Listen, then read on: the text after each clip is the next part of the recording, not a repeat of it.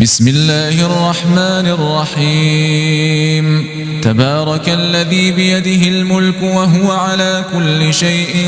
قدير الذي خلق الموت والحياة ليبلوكم أيكم أحسن عملا وهو العزيز الغفور الذي خلق 7 سماوات طباقا ما ترى في خلق الرحمن من تفاوت فارجع البصر هل ترى من فطور ثم ارجع البصر كرتين ينقلب إليك البصر خاسئا وهو حسير ولقد زينا السماء الدنيا بمصابيح وجعلناها رجوما للشياطين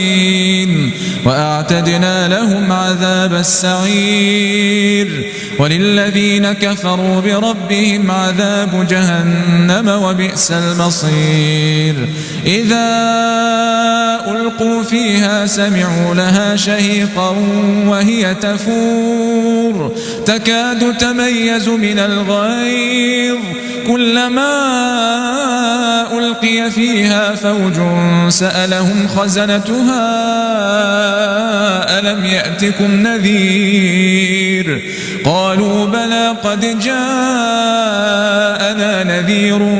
فكذبنا وقلنا ما نزل الله من شيء إن أنتم إلا في ضلال كبير وقالوا لو كنا نسمع أو نعقل ما كنا في أصحاب السعير فاعترفوا بذنبهم فسحقا لأصحاب السعير إن الذين يخشون ربهم بالغيب لهم مغفرة وأجر كبير وأسروا قولكم أو اجهروا به إنه عليم بذات الصدور ألا يعلم من خلق وهو اللطيف الخبير هو الذي جعل لكم الأرض ذلولا فامشوا في مناكبها وكلوا من رزقه وإليه النشور أأمنتم